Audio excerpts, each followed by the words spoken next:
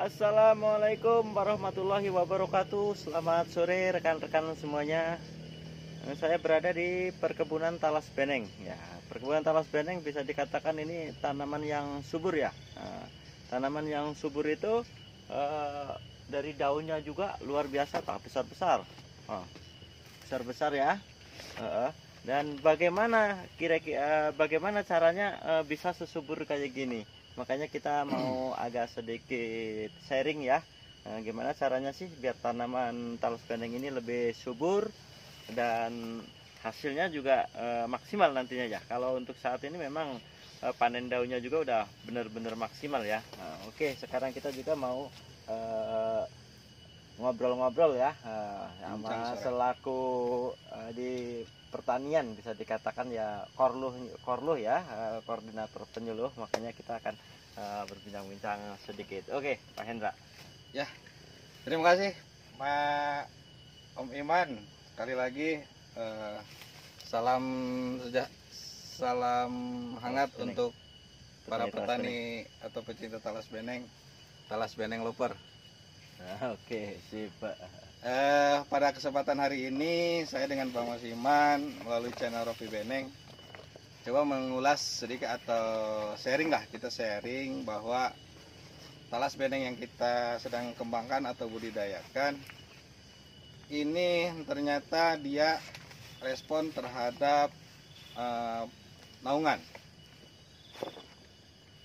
Jadi talas beneng ini kemungkinan besarnya ingin hidupnya di bawah naungan atau ada peneduh. Kalau kita lihat di sana sampai sana itu sangat-sangat subur sekali. Nah, untuk talas beneng ini mencapai kesuburan seperti ini kayaknya udah berapa tingginya nih? 3 meter. 3 meter ya. 3 meter. Tuh lihat. 3 meter ya. Tuh lihat berapa. Nah, inilah akan tetapi satu hal yang paling harus diperhatikan mungkin dari segi perawatan dan pemupukan terutama. Minimal pemupukan pupuk organik. Terus cara perawatan itu jangan sekali-kali menyemprot dengan herbisida. Lebih baik si neneng dirawat dan dielus-elus dengan memakai cangkul atau koret. Dikoret-koret aja biar lingkungan sekitarnya tidak terlalu banyak rumput. Itu saran saya. Mungkin sampai saat ini ada beberapa tempat memang kalau tidak dirawat atau di bawah naungan itu ada berapa yang kurang maksimal dari segi pertumbuhannya. Itu saja mungkin Pak Iman. Tapi ini tadi kan bicara tentang naungan ya. Ini memang bisa dikatakan naungannya memang cukup ya. Di bawah naungan tapi sinar matahari masih masuk. Masih kan sekitar gitu. Ya 40% lah. 40%. Contohnya yang hamparan perlu disampaikan gitu ya. Nah, itu jangan plos tanah gitu.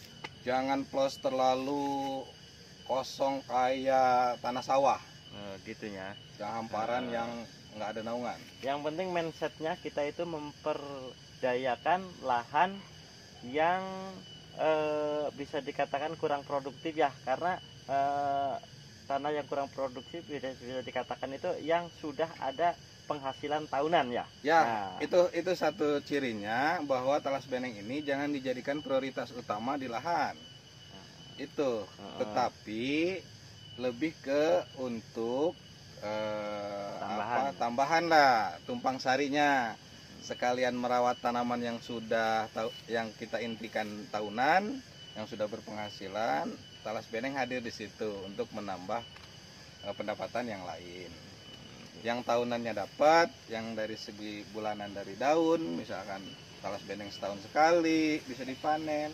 Itu harus dijadikan patokan, jangan sampai talas beneng dijadikan hamparan yang prioritas. Nah, contohnya kayak di lahan-lahan produktif ya. Lahan produktif. Contohnya seperti yang biasa ditanamin jagung, padi, singkong, itu jangan ya. Jadi kita mindsetnya itu ke tanah-tanah yang tegakan, yang tidak digunakan untuk sebagai tanaman pokok ya. Terus kita harus mindset juga, jadi kita itu mindsetnya jangan di daun ya. Betul. Harus mindsetnya ke umbi. Daun ini kan cuma sebatas ya ala kadarnya lah, ala kadarnya tambahan untuk beli-beli rokok sama yang untuk merawat itu pembersihannya. Tapi kalau kita mindsetnya dari ke daun, itu pasti kedepannya itu mindsetnya gagal paham. Betul. Kan Karena lahan-lahan di seluruh Indonesia mungkin ada di berbagai wilayah, ada yang ketinggian tempatnya di bawah 50 atau 100 meter, ada yang di atas 1000. Nah ini kan beberapa bagian dari Talas Beneng bisa dijadikan referensi. Misalkan di atas ketinggian 1000 itu kita perawatan di umbi. Kalau pas seperti ini ada di 400 ini sampai 500 mdpl-nya. Ini sangat respon dari segi pertumbuhan. Daun sama umbinya dirawat. Jadi ini kita berbicara khususnya di daerah sini ya, khususnya di daerah Pandeglang ya. Kita juga belum menanam di lahan ketinggian yang berbentuknya hamparan. Cuma dia itu ketinggiannya di atas 1000 mdpl. Itu mungkin perlakuannya lain lagi ya. Kita juga belum bisa menyampaikan kalau itu di ketinggian di 1200 atau 1000 mdpl itu perlakuannya gimana? Apakah dia itu di hamparan tetap jadi atau gimana ya? Intinya kita itu berbicara di tempat ini di Pandeglang khususnya, itu kemauannya memang si Talas Beneng itu yang ada naungannya kan kayak gitu ya. Tapi kalau memang di dataran rendah, kalau nggak ada naungannya itu memang benar-benar kurang bagus ya. Kurang bagus. Contohnya juga nanti kita coba ada juga. Jadi memang pertumbuhannya bagus di awal penanaman ya. 1 bulan, 2 bulan, 3 bulan, 4 bulan, dan kesananya nanti dia itu cara bahasa itunya jadi kuntet ya, betetet.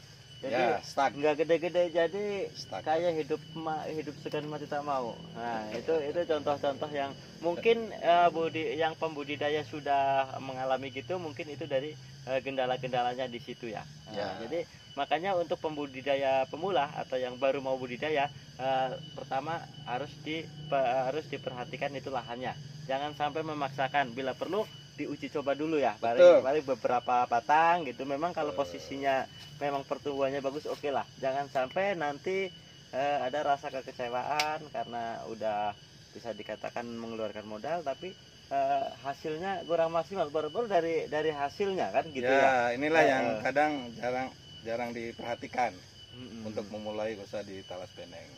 Gitu. Jadi benar harus banyak yang harus diperhatikan.